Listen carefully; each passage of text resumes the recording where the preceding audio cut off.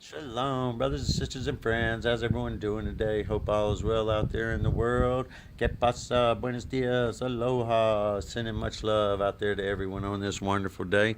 Here's Shasta. Look. Shasta, look. Look. Hey, I see you. Anyway, hope everyone's had a wonderful week, enjoying your Sabbath. Shabbat Shalom. Wanted to get into what the stone kingdom is. In Daniel 2, uh, Daniel is interpreting a dream that the king had. Okay, and he was about the statue, and this was prophetic for the end of days. And I wanted to say what the stone kingdom of Yahweh is, and he is describing. It says, "You, O king, were watching, and behold, a great image. This great image, whose splendor was excellent, stood before you. Its form was awesome. This image's head was of fine gold, its chest and arms of silver, its belly and thighs of bronze, its legs of iron, its feet partly of iron and partly in clay." And it says, "You watched while a stone was cut out without human hands, which struck the image on its feet of iron and clay and broke them into pieces." Okay? It says, "Then the iron, the clay, the bronze, the silver, and were crushed. They were crushed together and became like chaff." Okay? Which is what the wheat and the tares are, okay? And it said the wind carried them away, and the stone that struck the image became a great mountain and filled the whole earth. And he's interpreting this dream to him.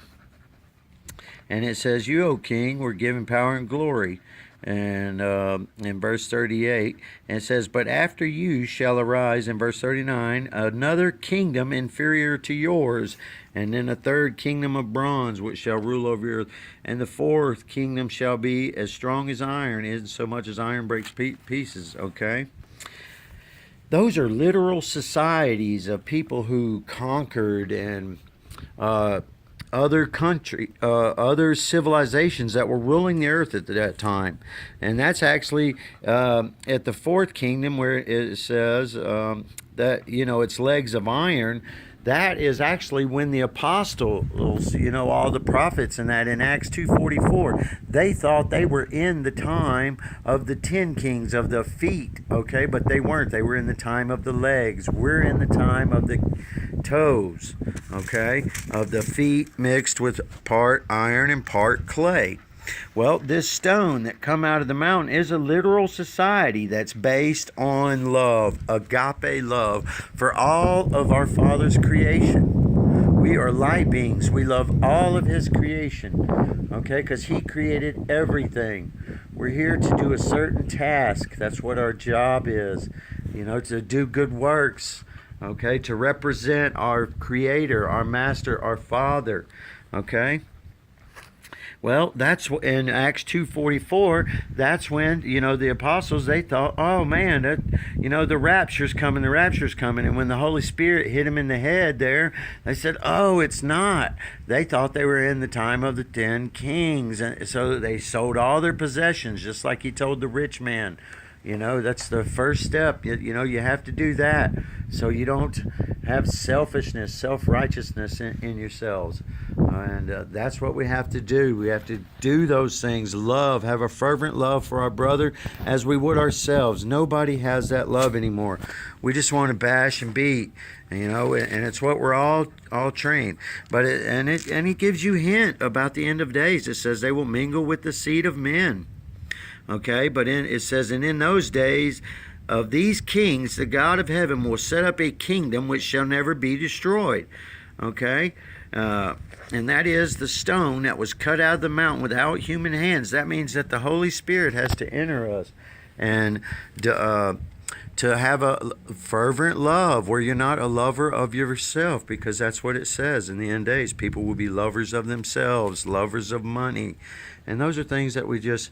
Yeah, that's why He told the rich man, you have to get rid of everything so you won't care about yourself. You'll trust our Father in all matters. In all matters, you better stay. I see them puppies. You better stay. Good girl, sit. But anyway, if our Father has to shake the earth to bring this society about, that's what has to come about. Community. Just like in Acts 2:44, that is the blueprint. You have to come together. Help each other, love one another, show fervent love day and night.